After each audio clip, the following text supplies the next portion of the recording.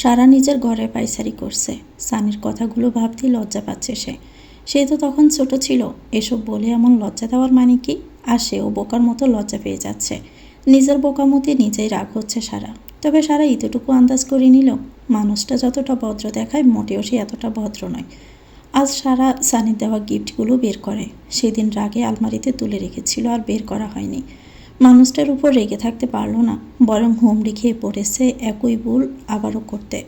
সাধারণ হালকা কাজের থ্রি পিসটা বের করে হাতে নিল সারা। ভার্সিটিতে আজ এটাই পরে যাবে। খুবই হালকা বাদামি রঙের থ্রি পিস। এ রঙের কাপড় আগেও কখনো পরা হয়নি সারার। সাথে গাঢ় খয়েরি রঙের হিজাব বের করে নিল সারা। অনেক আগ্রহ নিয়ে খুবই যত্ন করে তৈরি হয়েছে আজ। সানি দেওয়া উপহার আজ সে পড়েছে। যত্ন সহকারে তৈরি হওয়াটা তো স্বাভাবিক। সারার জন্য অপেক্ষা করছিল সাফি।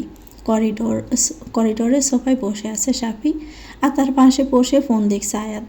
সানি হসপিটালে যাওয়ার জন্য মাত্রই তৈরি হয়ে বেরিয়েছে। সাফিকে এখন বাসায় রেখে সানি সাফিকে উদ্দেশ্য করে প্রশ্ন করল, কী ব্যাপার সাফি ভাই, এখনও ভার্সিটিতে যাওনি? আয়াত ফোন থেকে চোখ সরিয়ে সানির দিকে তাকালো।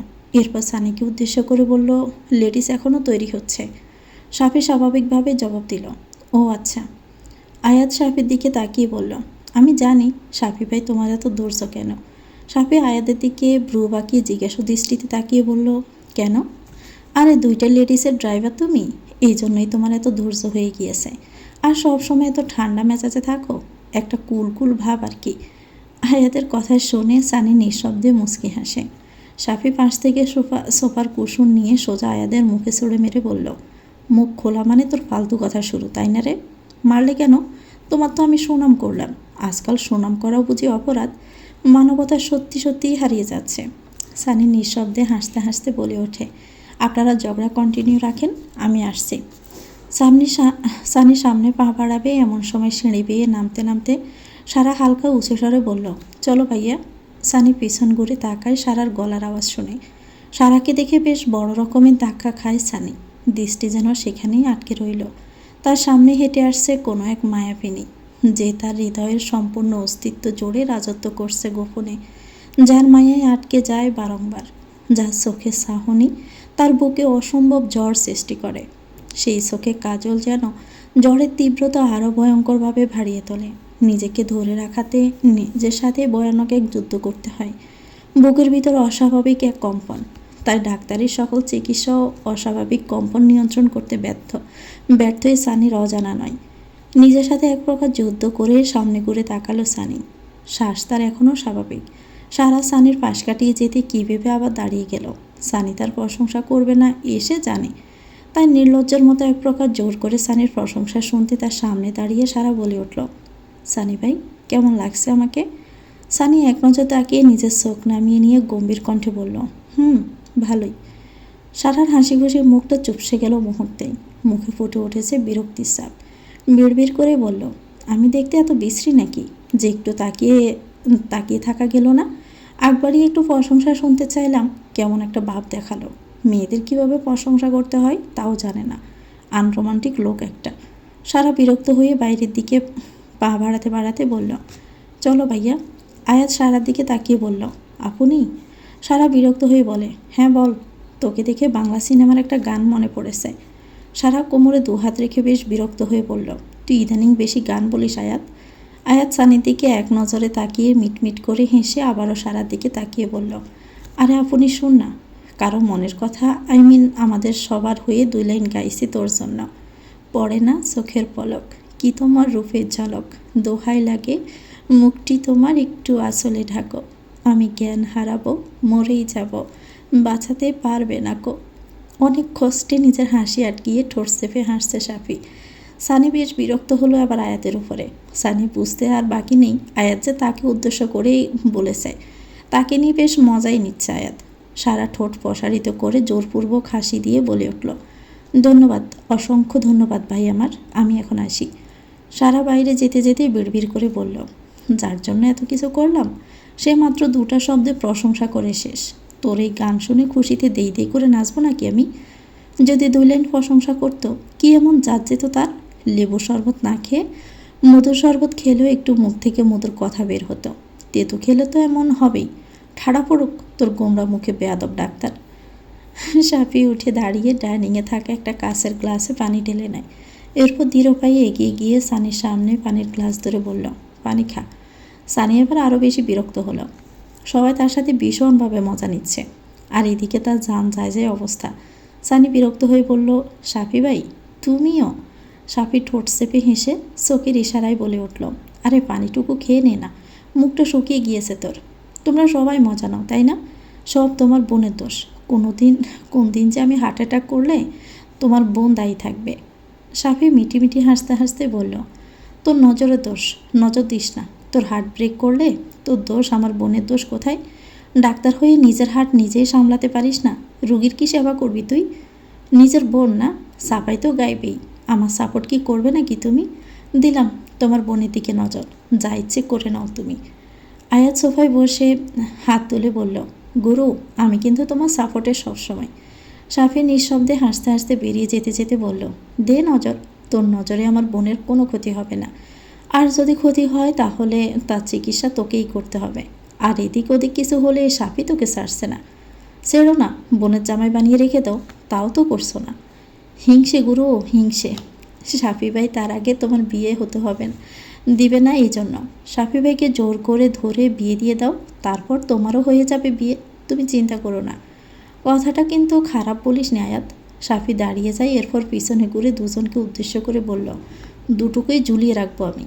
সাফি আবারও হাঁটা শুরু করলো। সানি আয়াত একে অপরের দিকে তাকিয়ে হেসে দেয়। সানি সেও গাড়িতে নিয়ে বেরিয়ে পড়ে হসপিটালের উদ্দেশ্যে। দুজনের রাস্তা এক হলেও আলাদা গাড়ি নিয়ে যায় সানি। যাওয়ার সময়টি অনেক সময় মিললেও আসার সময় ভিন্ন, আর কখন কোথায় যেতে হয় ঠিক নেই, তাই আলাদাভাবে নিজের গাড়ি নিয়ে যায় সানি। সাফি রোজকার মতো আজও আরোহীকে তুলে নিল বাসার সামনে থেকে। আরোহী রোজকার মতোই একটা বড়সড় সালাম দিল সাফিকে। সাফিও গম্ভীর কণ্ঠে জবাব দিল সালামের। আরোহী সারাকে এই ড্রেস পরতে দেখে অনেকটাই অবাক হলো। উৎফুল্ল কণ্ঠে বলে ওঠে, জানো এই ড্রেস পরেছিস, তোকে না ভীষণ ভীষণ সুন্দর লাগছে। সাফি এক পলক আরোহীর দিকে তাকিয়ে আবারও ড্রাইভিংয়ে মনোযোগ দিল। সারা মনমরা হয়ে ছোট করে জবাব দিল, থ্যাঙ্কস। আরোহী সারার মুখ দেখে বুঝতে পারল সারার মন খারাপ, কিন্তু সাফির জন্য প্রশ্ন করতে গিয়েও আটকে গেল আরোহী। ভাবল ভার্সিটিতে গিয়ে শুনে নিবে সবটা। সারার মন আরও খারাপ হয়ে যায়। সবাই তার প্রশংসা করে, অথচ যার প্রশংসা শোনার জন্য মনটা ব্যাকুল ছিল তার মুখে প্রশংসা শোনার সৌভাগ্যই হলো না তার। এসব সকল প্রশংসা তার অস্থির মনকে শান্ত করতে ব্যর্থ। আসলে ভালোবাসায় ভয়ঙ্কর পাগলামো থাকে, যাকে যে আশা পূরণ হওয়ার নয়, তবুও সে আশায় বুক অসহ্য ঝড় বয়ে যায়। যেটা নিছক কল্পনা মাত্র, তাকে ঘিরে যেন সকল অস্থিরতা। নিজে নিজেই অভিমান করে বসে মনটা, জানে এ অভিমান সম্পূর্ণ ভিত্তিহীন, যার কোনো অর্থ নেই। তবুও এই অভিমানে কালো মেঘ হয়ে ঘিরে ধরে মনটা। কালো মেঘগুলো বৃষ্টি হয়ে ঝরে অশ্রু ধারায়। এটা একটা ভয়ানক রোগ। এই রোগের চিকিৎসা তেমনি অদ্ভুত। এই রোগের সৃষ্টির কারণ যে, এই রোগের নিরাময়ের কারণও সে। সারার ক্ষেত্রেও তেমনটাই হয়েছে। মানুষটার প্রতি এত ভালো লাগা কেন কাজ করে, বিষয়টি নিয়ে নিজের উপর নিজেই বেশি ক্ষিপ্ত সারা। এবার গাড়ি থামে ভার্সিটির সামনে। সারা আর আরোহী দুজনেই গাড়ি থেকে নামে। এরপর সাফিও গাড়ি থেকে নামে। সাফি সারার সামনে দাঁড়িয়ে সারার মাথায় হাত রাখে, আর এক হাত সারার গালে রেখে নরম কণ্ঠে বলল, কী যে মিষ্টি লাগতে দেখছে আমার বোনটাকে, কিন্তু এই মিষ্টি মুখে হাসি কোথায় হারিয়ে গেল? সারা সাফির দিকে তাকিয়ে জোরপূর্বক হাসি দিয়ে বলে উঠল, কোথায় হাসছি তো আমি? সাফি আর কথা বাড়ালো না, মুচকি হেসে বলে ওঠে, গুড গার্ল। খারাপ লাগলে সঙ্গে সঙ্গে আমাকে বলবি, ক্লাস করতে হবে না তোর, আমি বাসায় রেখে আসবো তোকে। এখন যা ক্লাসে।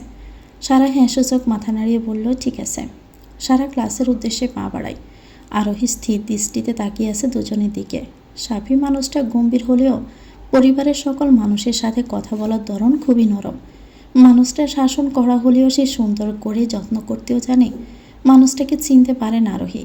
হুট করে আরোহীর মস্তিষ্ক যেন হুঁশিয়ার করে ওঠে, আরোহী মানুষটাকে 7 জনমেও চিনতে পারবি না তুই। আর তুই এত কেন ভাবছিস অযথা? এ মানুষকে চেনার দরকারই তো নেই তোর। যেমন খুশি তেমনি হোক, তাতে তোর কি? এসব ভাবতে ভাবতে পা বাড়ালো আরোহী। তখনই গম্ভীর কণ্ঠে আওয়াজ দেয় সাফি, আরোহী। মুহূর্তেই পা থমকে যায় আরোহীর। চিন্তার জায়গায় দখল করে নেয় ভয়, আতঙ্ক। মানুষটাকে সে ভীষণ ভয় পায়। অপরাধী না হয়েও অপরাধী ভাবে নিজেকে। আরোহী সাফির দিকে ঘুরে দাঁড়ায়, তবে তার মাথা নিচু তাকিয়ে রয়েছে মাঠের সবুজ ঘাসগুলোর দিকে। জি স্যার, গতকালের ঘটনার জন্য তোমাকে ধন্যবাদ দিতে ভুলে গিয়েছি। থ্যাঙ্কস হেল্প করার জন্য। আরোহী আবার অবাক হয়ে দৃষ্টি রাখে সাফির দিকে। মানুষটা ধন্যবাদ দিতেও জানে, তাও বাবা তাকে ধন্যবাদ দিচ্ছে।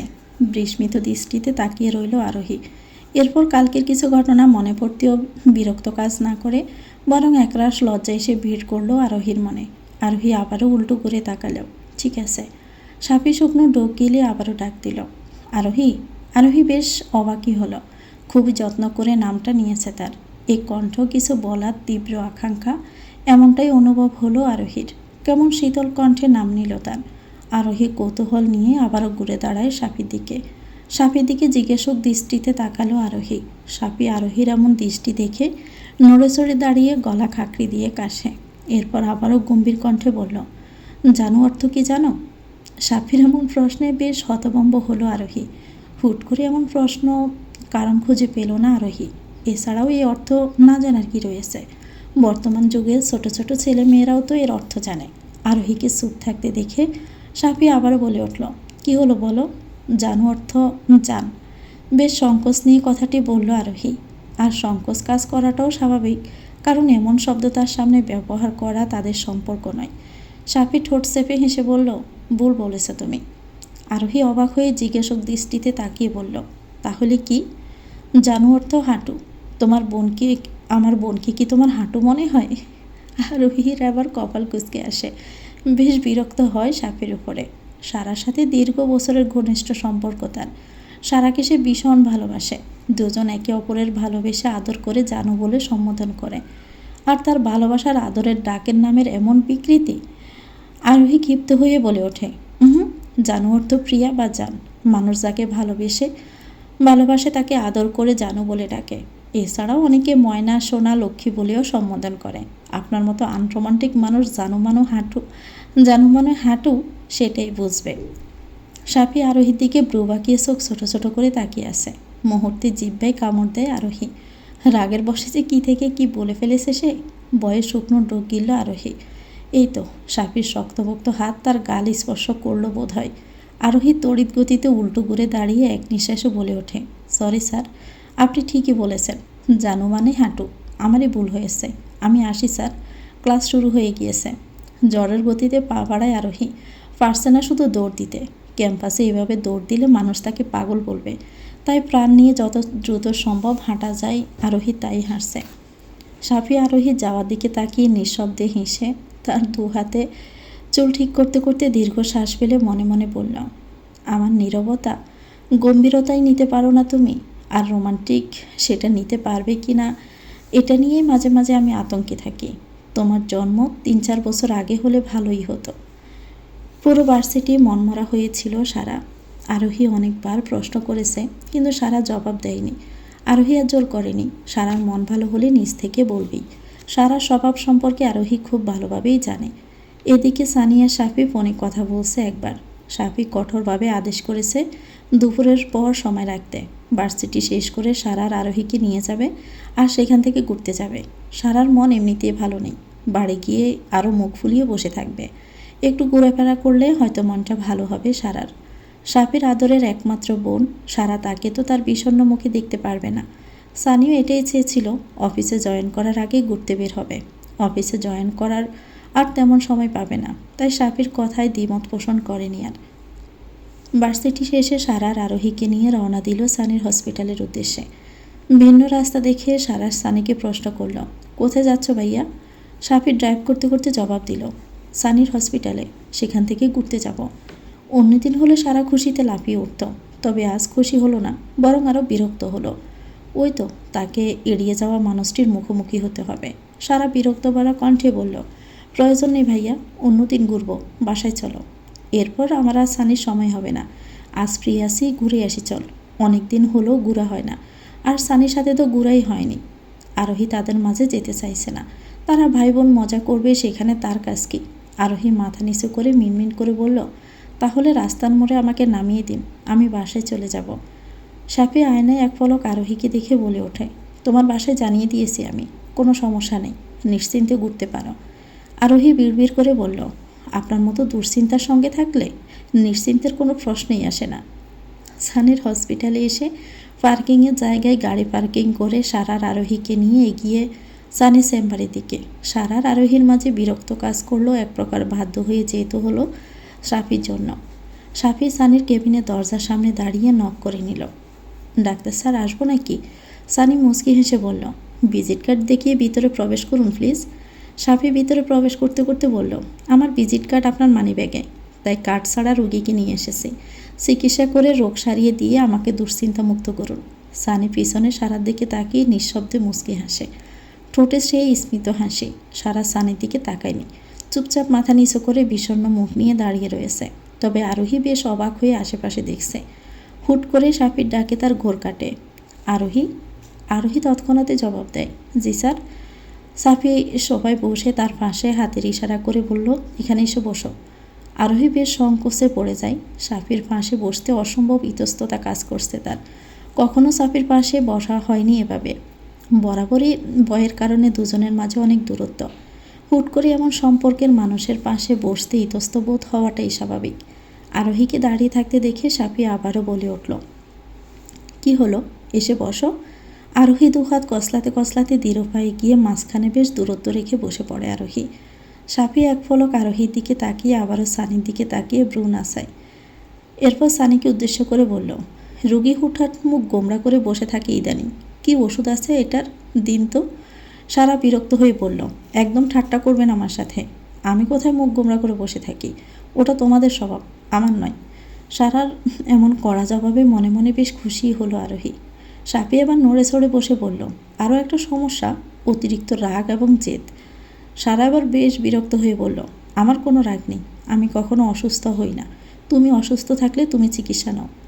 সারার দিকে এক অদ্ভুত দৃষ্টি সানির। এ চাহনিতে অসম্ভব মায়া লুকিয়ে আছে, ভীষণভাবে কাছে পাওয়ার তীব্র এক আকাঙ্ক্ষা। সানির ঠোঁটে সে স্মিত হাসি রেখে বলল, অসুস্থ না হওয়াটা এটা আরও বড় অসুস্থতা। সারা বিড়বিড় করে বলল, আদিক্ষেতা, এখন দেখো, অসহ্য একটা। সানি এবার চেয়ার ছেড়ে উঠে দাঁড়ালো। এরপর সারার দিকে তাকিয়ে নিজের চেয়ারে ইশারা করে বলল, এখানে এসে বসো। সারা বিরক্ত হয়ে বলল, ওখানে কেন বসবো? বসতে বলেছি, বসবি। এত কথা কেন? একটু কড়া ভাষায় বলল সানি। সারা একটু ভয় পেল এবার। সানির জাড়া খাওয়ার অভ্যেস রয়েছে তার। সারার মন আরও বেশি বিষণ্ণতার কালার মেঘে ডেকে গেল। চুপচাপ সানির চেয়ারে বসে পড়ল সারা। সাফি মিটিমিটি হাসছে এদের কাণ্ড দেখে। সানি সাফিকে উদ্দেশ্য করে বলল, আমি খাবার আনতে বলেছি, এখানে দুপুরের খাবার খেয়ে একটু রেস্ট নিয়ে বের হই। আর আজকে আমার কেবিনে নতুন মেহমান এসেছে, অবশ্যই ভালোভাবে খাতিরদারি করতে হয়। শেষ কথাটা আরোহীর দিকে তাকিয়ে বলল সানি। আরোহী বিনিময়ে মুচকি হাসি উপহার দিল। বেশ অস্বস্তি কাজ করছে আরোহীর। সাফি আর আরোহীর দিকে এক পলক তাকালো। সানি এবার কেবিনের একদম কোনায় থাকা আরও একটা দরজা খুলে দিয়ে ইশারা করে বলল, তোমরা এই ঘরে রেস্টে নিতে পারো। ভার্সিটি থেকে এসেছ, রেস্টের প্রয়োজন আছে, রেস্টে নাও, খাওয়া দাওয়া করো, এরপর বের হওয়া যাবে। সারা বিড়বিড় করে বলল, এখন কথা ফুটেছে মুখে, আর আমার বেলায় জ্ঞান না হয় যারই, অসহ্য লোক একটা। সাফি সানিকে উদ্দেশ্য করেই বলল, তুই খাবারের কথা বলে আয়, পরে যাচ্ছি আমরা। ঠিক আছে। সানি বাইরে গিয়ে খুব অল্প সময়ের ভিতর ফিরে আসে। এরই মধ্যে সারা টেবিলের উপর রাখা তিনি এদিক ওদিক নাড়াতে দেখল। সানি এসে চেয়ার টেনে একটু বেশ খানিক দূরত্ব বজায় রেখেই সারার পাশে বসে পড়ে। সারাকে, আয় তো, তোর প্রেশার মেপে দেই। সারা আর্টসকে সানিকে দেখে বলল, লাগবে না। সানি আর কোনো কথা বাড়ালো না। এরপর চেয়ার টেনে অনেকটা নিজের কাছাকাছি আনলো সারাকে। সারার হাত ধরে নিজের দিকে একটু এগিয়ে নিল সানি। সারা এবার অবাক হয়ে তাকিয়ে রয়েছে সানির দিকে। এই প্রথম সানি তার হাত ধরল। হুট করে এমন পাল্টে যাওয়ার কারণ বুঝতে পারল না সারা। মানুষটা গিরগিটির মতো ক্ষণে ক্ষণে রং বদলায়। হুট করে সুন্দর আচরণ, আবার হুট করে গম্ভীর হয়ে যায়। সানি কিছু সময় চেয়ে রইল ধরে রাখা সারার হাতের দিকে। দীর্ঘশ্বাস ফেলে টান টান হয়ে সোজা হয়ে বসল। সারা এখন খেয়াল করলো সানিকে। হালকা আকাশি রঙের শার্ট, এর সাথে সাদা কোট, ভীষণ সুন্দর লাগছে সানিকে। সানি সারার বাহুতে কাপটি বেঁধে দেয়। এরপর মনোযোগ দিয়ে প্রেশার দেখে সানি। সানি আবার নিজের হাতে সারার হাতে বাঁধা কাপটি খুলতে খুলতে সাফিকে উদ্দেশ্য করে বলল, সাফি ভাই, তোমার বোনকে আরও অহেতুক খাবার খেতে বলো, ঠিক আছে? ছোট বাচ্চাদের মতো প্রেশার। এর বয়স কত? হ্যাঁ, তোমরা বাচ্চা ভেবে আদর করলেও বয়স তো আর বাচ্চাদের মতো নয়। ঠিকভাবে খাওয়া দাওয়া করে না, কী সব অস্বাস্থ্যকর খাবার খায়। আজ থেকে দৈনিক 2টো করে ডিম আর দুধ না খেলে ভিটামিনের ইঞ্জেকশন দিব আমি তোকে, আর সকালে আর রাতে। সারা মাথা নিচু করে মুখ বাঁকালো, বিড়বিড় করে বলল, এ জারিয়ার স্বাস্থ্যের জ্ঞানটাই দিতে পারবে বেয়াদব ডাক্তার। এছাড়া কি আর শিখেছো নাকি কিছু? সাফি নিঃশব্দে হাসছে। আরোহী বোকার মতো তাকিয়ে রয়েছে। মায়াও হচ্ছে বান্ধবীটার জন্য। কেমন হিংস্র ভয়ানক মানুষদের সাথে থাকতে হয় তার বান্ধবীর। এরই মাঝে খাবারও চলে আসে। সানি কর্মচারীকে বলে ভিতরের রুমে খাবার দিয়ে আসতে। সানির বিশ্রাম নেওয়ার ঘর এটা। একটা বিছানা, ছোট একটা ড্রেসিং টেবিল আর একটা টেবিল। কর্মচারী আরও 3টা চেয়ার এখন ঘরের ভিতরে নিয়ে যায়, কারণ ঘরের ভেতর শুধু একটা চেয়ার ছিল। সানি, সাফি আর আরোহীকে উদ্দেশ্য করে বলল, ভেতরে গিয়ে দুজনে বসো। সাফি উঠে দাঁড়াতে দাঁড়াতে আরোহীকে উদ্দেশ্য করেই বলল, এসো। সানি আবারও আরোহীর উদ্দেশ্যে বলে ওঠে, একদম সংকোচ করবে না আপু, এটা তোমার বড় ভাইয়ের কেবিন ভাবতে পারো। আরোহী সানির দিকে তাকিয়ে মুচকি হেসে উঠে দাঁড়ালো। এরপর দৃঢ় পায়ে সাফির পিছু পিছু পা বাড়ায়। সাফি একটা চেয়ার টেনে চোখের ইশারায় আরোহীকে বলল, বসো। সানি সারার গোমরা মুখের দিকে তাকিয়ে দীর্ঘ শ্বাস ফেলে উঠে দাঁড়ালো। সারাকে উদ্দেশ্য করে বলল, চল এবার। সারা এক প্রকার ভাব নিয়ে উঠে দাঁড়িয়ে দ্রুত পায়ে ঘরে প্রবেশ করে। সানি আবারও দীর্ঘশ্বাস ফেলে সারার পিছু পিছু ঘরে প্রবেশ করে। সারার পাশে সানি বসেছে আর নিজের হাতে খাবার পরিবেশন করে দিচ্ছে সারাকে। সারার পছন্দের খাবার চিংড়ি মাছের মালাইকারি। সানি তাই অর্ডার দিয়েছে, সাথে চিকেন রোস্ট, ডিম এগুলো অর্ডার দিয়েছে। সারা চিংড়ি মাছের মালাইকারি দেখে বেশ খুশি। এটা ভেবে আরও খুশি হলো তার পছন্দের খাবারের কথা সানির মনে রয়েছে, আর সেটা মাথায় রেখে সানি খাবারের অর্ডার দিয়েছে। সানি চিংড়ি মাছ খায় না, এটা সারা জানে, তাই তার বুঝতে কষ্ট হলো না, তার জন্যই অর্ডার করেছে সানি। সারা বেশ তৃপ্তি সহকারে খাচ্ছে। সানি সারার খাওয়ার দিকে তাকিয়ে মনে মনে হাসলো সে। সারাকে তৃপ্তি সহকারে খেতে দেখে বেশ শান্তিই পেল সানি। কিন্তু এদিকে বেশ বিপাকে পড়েছে আরোহী। সাফি নিজের হাতে 1 প্লেট খাবার পরিবেশন করে দিয়েছে আরোহীকে। এমনিতেই বেশ অস্বস্তি লাগছে তার, তার মধ্যে এতগুলো খাবার কিভাবে সে শেষ করবে। সাফির কড়া আদেশ, প্লেটে সব খাবার শেষ করতে হবে। আরোহীর মাঝে ভয় অস্বস্তি দুটোই কাজ করছে এই মুহূর্তে। ভীষণ কান্না পাচ্ছে এখন আরোহীর। কোনো রকম কসলিয়ে কসলিয়ে খাবার খাচ্ছে আরোহী। সাফি দেখেও না দেখার মতো ভান করছে। সাফি মনে মনে ভাবছে, আরোহী যদি তার অধিকারে থাকতো, এসব বাজে অভ্যাস ত্যাগ করাতো, দৈনিক কীভাবে খাওয়াতো, তাহলে মেয়েটা এমন রোগা থাকতো না। বাসায় যে কারো কোনো কথা শুনে না, এই নিয়ে অনেকবার নালিশ শুনেছে আরোহীর বাবা আরজু চাচা থেকে। সাফি খেতে খেতে আরও একবার চোখের ইশারা দিল আরোহীকে সম্পূর্ণ খাবার শেষ করতে। আরোহী করুণ দৃষ্টিতে তাকালো সাফির দিকে। আরোহীর এমন দৃষ্টি দেখে নিঃশব্দে মনে মনেই হাসলো সাফি। মায়া হলো মেয়েটার উপর একটু। সাফি আরোহীর প্লেট থেকে একটু খাবার নিজের প্লেটে নিয়ে নিল। এরপর চোখের ইশারা করে বলল, নাও, এবার হয়েছে, এবার খাও, সম্পূর্ণ শেষ করবে খাবার। সাফির এমন কাণ্ডে আরোহী খুশি হওয়া ভুলে গিয়ে অবাকের চরম সীমায় পৌঁছে গেছে। সাফি তার একটু খাবার খাবে?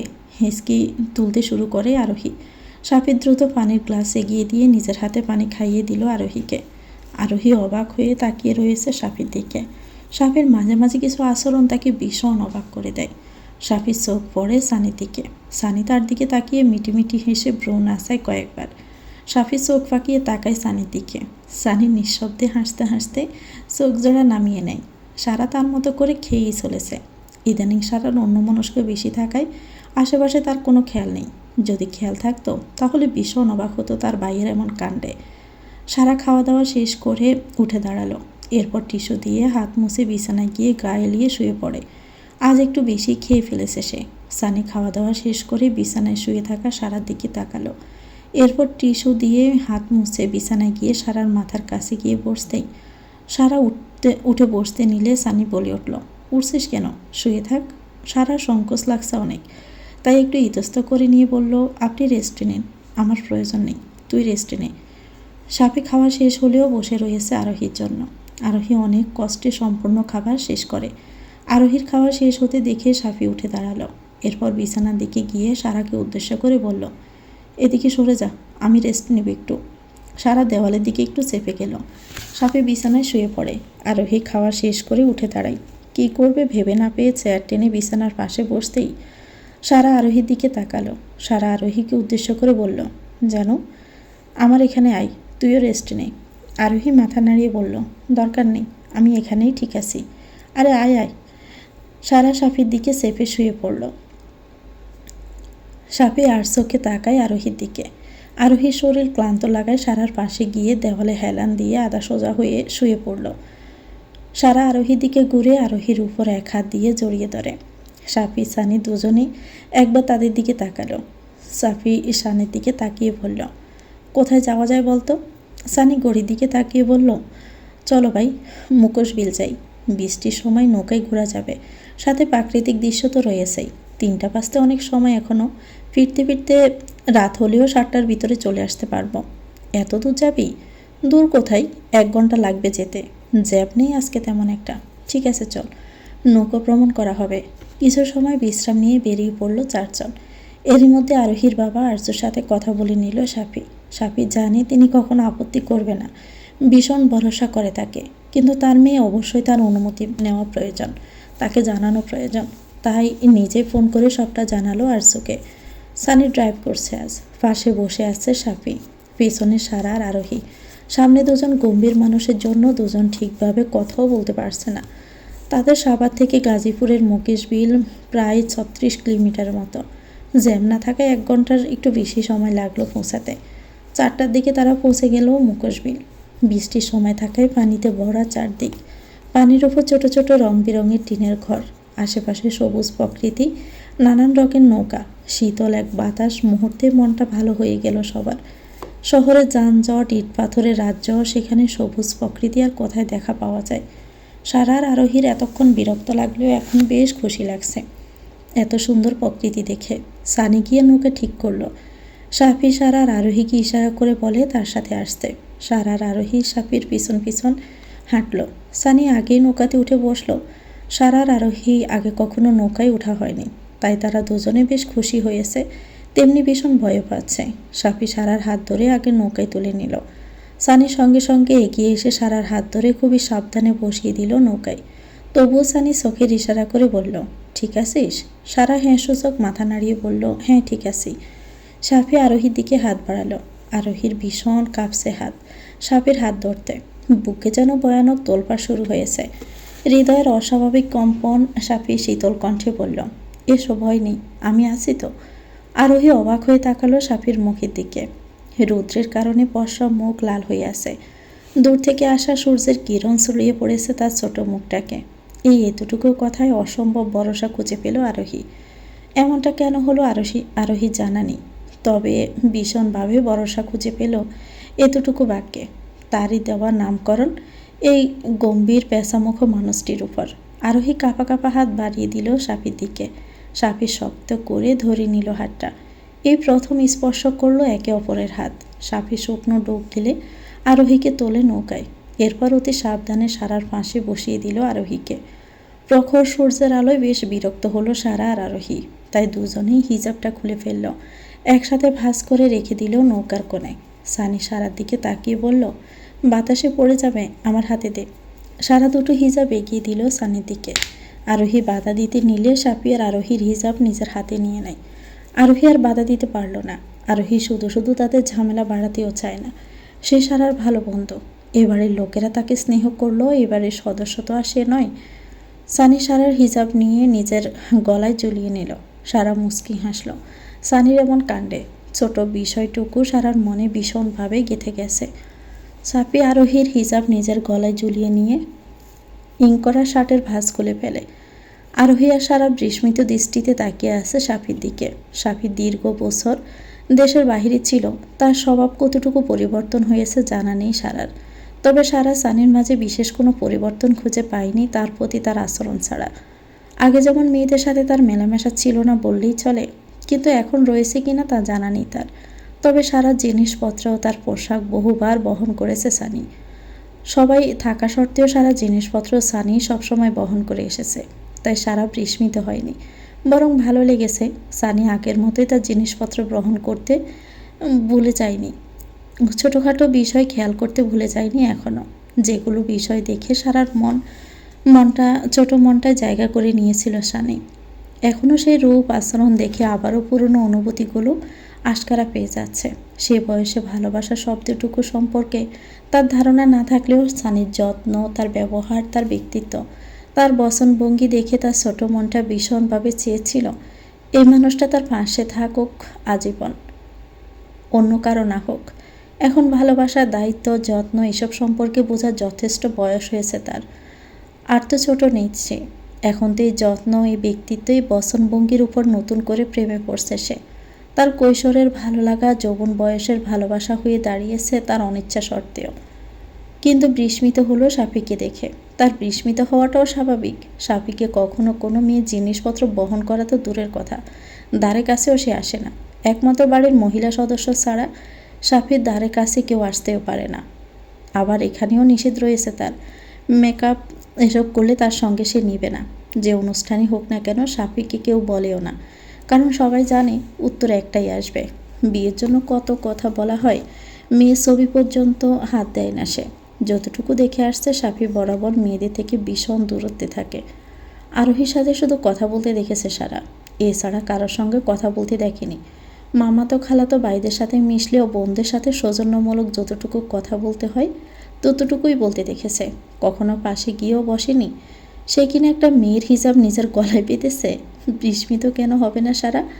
ভাগ্যিস সারা সাফিকে আরোহীর এঁটো খাবার খেতে দেখেনি। দেখলে হয়তো বিশাল বড় ধাক্কা খেয়ে হার্ট অ্যাটাক করে ফেলতো। সারা আরোহীর কানে ফিসফিস করে বলল, আমি যা দেখছি তুইও কি তাই দেখছিস? আরোহী সারার মতো অনুরূপ অবাক হয়ে জবাব দেয়, আমার ভাই তোর প্রেমে পড়ে যায়নি তো? তুই কি জাদু করেছিস? আরোহী সারার দিকে রাগী দৃষ্টিতে তাকালো। তোর পেঁচামুখো ভাইকে জাদু করতে যাব কোন দুঃখে শুনি? জানি না, আমার যে ভাই কোনো মেয়ের প্রেমে পড়ার সম্ভাবনা দূর দূর পর্যন্ত নেই। কখনো তো কারোর সাথে কথাই বলতে দেখিনি। সেখানে তোর হিসাব কীভাবে কি? নিশ্চয়ই তুই জাদু করেছিস, কালা জাদু। দূর শর্ত, তোর ভাইকে তুই তোর কাছে রাখ বন্দি করে। আমার এত শখ নাই আমি আমার কালো জাদু করব। সারা মিটি হাসতে হাসতে বলল, চাইলে তুই নিতেই পারিস আমার ভাইকে। আরোহী বেশ রাগে দৃষ্টিতে তাকাই আরোহীর দিকে। সারা মুচকি মুচকি হাসে।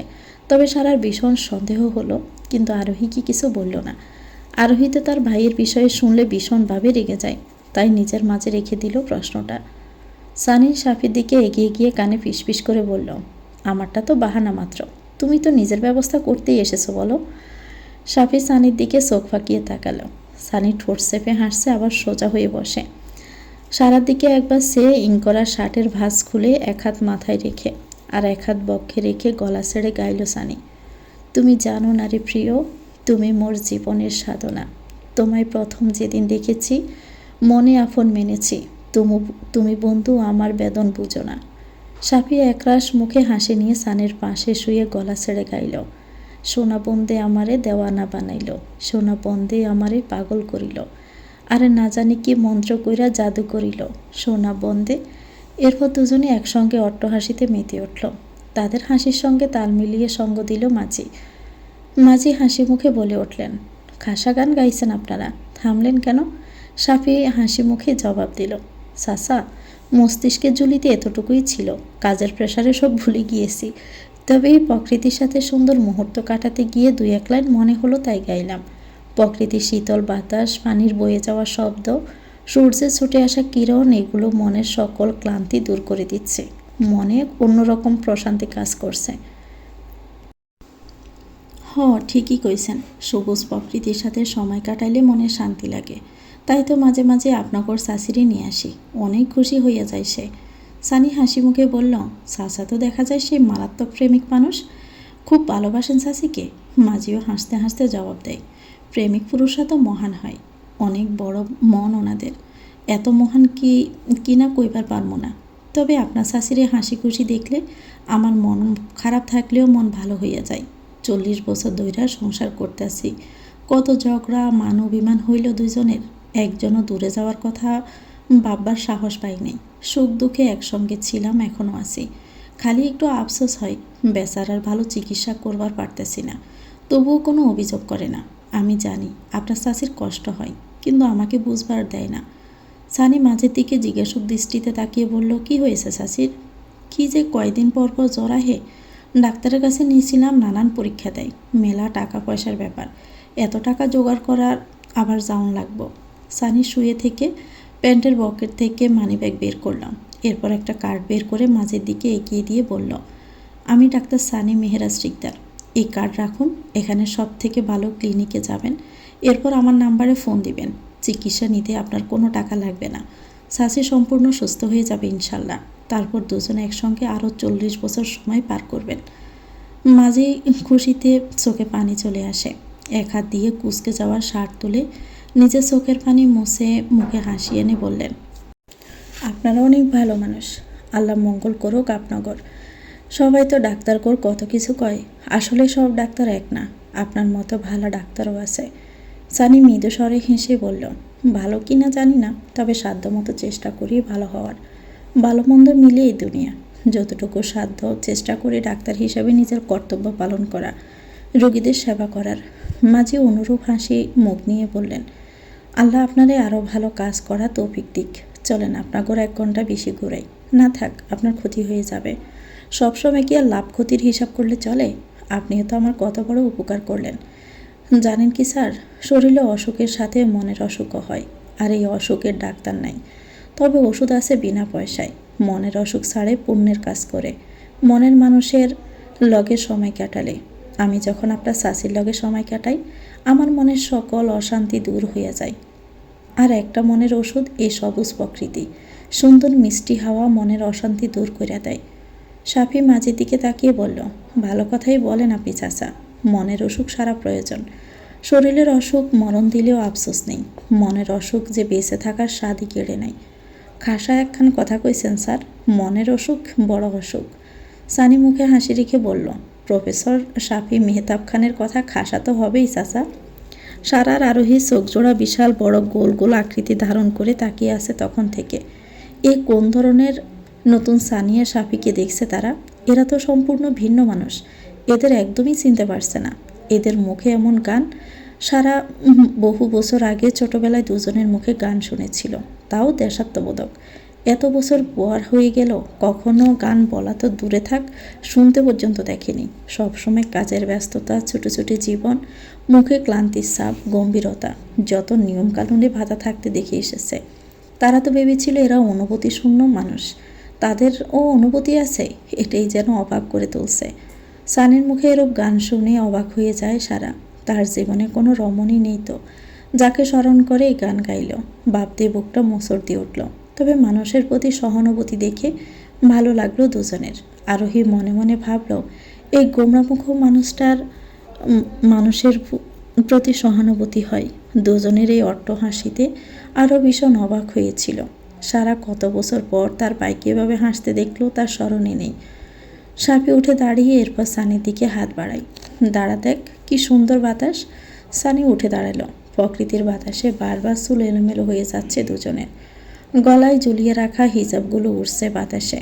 দুজনের মুখের হাসি, কে বলবে এরা সবসময় এত সুন্দর স্নিগ্ধ হাসি নিজের মাঝে লুকিয়ে রাখে? তারাও মন খুলে হাসতে জানে। দুজনের ভাবনা বিচ্ছেদ ঘটল সাপির কথায়। সারার আরোহীকে উদ্দেশ্য করে বলল, তোরাও দাঁড়া, অনেক ভালো লাগবে। সারা মাথা নাড়িয়ে বলল, আমার ভয় লাগে। সানি সারার দিকে তাকিয়ে বলল, আরে ভয় কিসের, দাঁড়া, কিচ্ছু হবে না। সানি সারা দিকে হাত বাড়িয়ে দিল। সারা ভয় পাচ্ছে ভীষণ।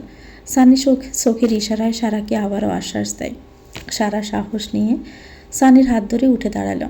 সানি আরেক হাত সারার কাঁধের একটু নিচের বাহুতে রাখে। দুজনে বেশ কাছাকাছি দাঁড়িয়ে আছে। সানির বক্ষে সারার পিঠ লেগে আছে। সারার মাঝে এক অদ্ভুত অনুভূতি বিরাজমান। প্রিয় মানুষটার সঙ্গে একসাথে এত সুন্দর প্রকৃতি উপভোগ, এটা তো গুণাক্ষরেও আশা করতে পারেনি সারা। এই যেন মেঘনা চাইতেও বৃষ্টি পাওয়ার মতো। সারা সানির দিকে তাকাতে, সানি চোখের ইশারায় বলে, দূর আকাশের দিকে তাকাতে। সারা লজ্জা রাঙানো মুখ নিয়ে আকাশের দিকে তাকালো। সূর্যের কিরণ ছড়িয়ে পড়ছে চারদিকে। দূর দূর পর্যন্ত শুধু পানি আর পানি। পানির এই ঢেউ খেলা ভীষণ ভালো লাগছে সারার। শুরুতে ভয় লাগলো, এখন সানি ধরে থাকায় আর ভয় পাচ্ছে না সে। সানির দৃষ্টি সারা দিকে, এত নিকট থেকে দেখছে তার সুবর্ণা নয়নের রমণীকে। খোপা করা চলা, মুখে বিন্দু বিন্দু ঘাম, কপালে পড়ে থাকা ছোট ছোট চুলগুলো বাতাসে উঠছে। খুঁটিয়ে খুঁটিয়ে দেখছে তার সুবর্ণা নয়নের রানীর মুখখানা। সানি সারার কানে ধীর কণ্ঠে বলল, এখনো ভয় লাগছে? সানির গরম নিঃশ্বাস সারার কাঁধে পড়তে পুরো শরীর কেঁপে উঠল তার। এক অজানা শিহরণ বয়ে যায় তার শরীরের মধ্যে। কাঁপা কাঁপা কণ্ঠে বলল, না। সানি নিঃশব্দে মুচকি হাসে। সারা শরীর অসম্ভবভাবে কাঁপছে এখন। সারা নিজেকে সামলে দৃষ্টি রাখে আরোহীর দিকে। সম্পূর্ণ মনোযোগ তার পাল্টানোর চেষ্টা। সারা আরোহীর দিকে তাকিয়ে বলল, তুইও দাঁড়া। আরোহী মাথা নাড়িয়ে বলল, না না, আমার ভয় করে। আরে ভয় নেই, ভালো লাগবে তোর। সারা সম্পূর্ণ ইচ্ছে করে সাফির দিকে তাকিয়ে বলল, প্লিজ ভাইয়া, ওকে হেল্প কর একটু। সাফি হাত বাড়ায় আরোহীর দিকে। আরোহী বিতু বিতু চোখে তাকায় সাফির দিকে। সাফি আবারও নরম কণ্ঠে বলল, এসো, এত ভয় কিসের, আমি আছি তো। আবারও সেই বাক্য আরোহীর মাঝে দ্বিগুণ ভরসা বাড়িয়ে দেয়। এই মানুষটার এই উক্তিতে ভীষণ একটা ক্ষমতা রয়েছে। এই উক্তি আরোহীর সকল ভয়, হতাশা, দুশ্চিন্তা দূর করে দেয়। মনে মনে একজন বিশাল ভরসাযোগ্য মানুষ তার পাশে রয়েছে। কোনো ক্ষতি হতে দিবে না তার। এই মানুষ যেন প্রস্তুত তার বিপদ নিজের করে নেওয়া। আরোহী বেশ ইতস্ততা নিয়ে হাত ধরল, তবে হাত করা এখন আর কাঁপল না। তবে দাঁড়িয়ে ভীষণ রকম ভয় পেল আরোহী। নৌকা দোল খেতে আরোহী ভয়ে খামছে ধরে সাফির শক্তপোক্ত বাহু। সাফি দৃঢ় স্থির দৃষ্টিতে তাকিয়ে আছে আরোহীর ভীতু মুখের দিকে। চোখ মুখ খিসে বন্ধ করে আছে মেয়েটা। সাফি একটু ঝুঁকে আরোহীর কানের কাছে পিস পিস করে বলল, চোখ মেলে তাকাও। আরোহী পুরো শরীর থরথরিয়ে কেঁপে উঠল। মুহূর্তে চোখ মেলে তাকায় সে। দৃষ্টি রাখে সাফির মুখের দিকে। কেমন এক অদ্ভুত চাহনি তার। আরোহীর খেয়াল হলো তার অপর হাতটির দিকে। সঙ্গে সঙ্গে সাফির বাহু থেকে হাত সরিয়ে নিয়ে ভীত কণ্ঠে বলল, সরি স্যার। সাফি ঠোঁট চেপে হাসে আরোহীর এমন কাণ্ডে। মেয়েটা কত যে ভীত! এই মেয়ের এমন কাণ্ড দেখলে নিজেকে সব থেকে কঠোর মানুষ মনে হয়। সাফি আরোহীর দুবাহুতে হাত রেখে ঘুরে দাঁড় করালো। এরপর আবারও নরম কণ্ঠে বলল, আশেপাশে তাকিয়ে দেখো, মন ভালো হয়ে যাবে তোমার। আরোহী আশেপাশে তাকানো মনোযোগ নেই। সাফির সাথে ঘনিষ্ঠভাবে দাঁড়িয়ে থাকতে তার বুকে অসম্ভব ভয়ানক জ্বরের এক তোলপাড় শুরু হয়েছে অস্বাভাবিক হৃদয়ের কম্পন। মানুষটার পারফিউমের সুবাস তীব্রভাবে নাকে বিচ্ছে তার। সাফিকে মোটেও ভয় পাচ্ছে না এখন এই মুহূর্তে, তবুও অসম্ভবভাবে শরীর কাঁপছে তার। সাফি বিষয়টি বুঝতে পারে দুজনেরই এভাবে দাঁড়িয়ে থাকা মেয়েটা স্বাভাবিকভাবে নিতে পারছে না। এমনিতেই ভীষণ ভয় পায় তাকে। আর আগে কখনো দুজন এত নিকটে আসেনি। সাফি আরোহীকে আরও নরম কণ্ঠে বলল, তোমার কি খারাপ লাগছে? আরোহী এদিক ওদিক মাথা নাড়িয়ে বলল, না। আচ্ছা ঠিক আছে, বসে পড়ো তুমি। আরোহী যেন প্রাণ ফিরে পেল। এ মানুষটার এত নিকটে শ্বাস আটকে আসছিল তার। আরোহী দ্রুত গতিতে আবারও বসে পড়ে। সাফিও নৌকাতে বসে। এরপর নিজের প্যান্ট অনেকাংশ টেনে উপরে তুলে নৌকায় পা ঝুলিয়ে বসে। পা ভেজায় পানিতে। এরপর দৃষ্টি রাখে আরোহীর দিকে। এখানে এসো। আরোহী সাফির দিকে তাকালো। সাফি আবারও চোখের ইশারায় বলল তার পাশে বসতে। আরোহী ধীর গতিতে সাফির পাশে গিয়ে একটু দূরত্ব রেখে বসে। তবুও যেন কেমন অস্বস্তি লাগছে তার। মানুষটার নিকটে এলে এমন কেন হয় সে বুঝতে পারে না। সাফি আরোহীর দিকে তাকিয়ে বলল, পানিতে পা ভেজাও, দেখো অনেক ভালো লাগবে তোমার। আরোহী সাফির কথা মতো পা ঝুলিয়ে বসে। পা ভেজায় পানিতে। আসলেই ভীষণ ভালো লাগছে আরোহীর। পাশে থাকা মানুষটির কথা বলে পা তুলাতে থাকে আরোহী। সাফি তাকিয়ে আছে আরোহীর ভেজা পা জোড়ার দিকে। কি ভেবে দৃষ্টি সরিয়ে নেয় তার। হুট করে আরোহী কিছু ভেবে উঠতেই পা তুলে নেয় তার। সাফি জিজ্ঞাসু দৃষ্টিতে তাকায় আরোহীর দিকে। সাফির দৃষ্টি বুঝতে পেরে আরোহী দৃঢ় কণ্ঠে বলল, আমি শুনেছি পানির নিচে অনেক কিছু থাকে। তারা মানুষের পা ধরে টেনে নিয়ে যায়, এরপর মেরে ফেলে। আপনিও পা ফেলুন। সাফি ঠোঁট চেপেই হাসে। আমার পা ধরে টেনে নিয়ে গেলে তাহলে তো তোমার ভালোই হয়। তোমার জীবনে দেখা সব থেকে কঠোর মানুষের আজীবনের জন্য বিদায় হয়, বিষয়টি ভালো হবে না? এমন কথায় আরোহীর বুকটা মোচড় দিয়ে ওঠে।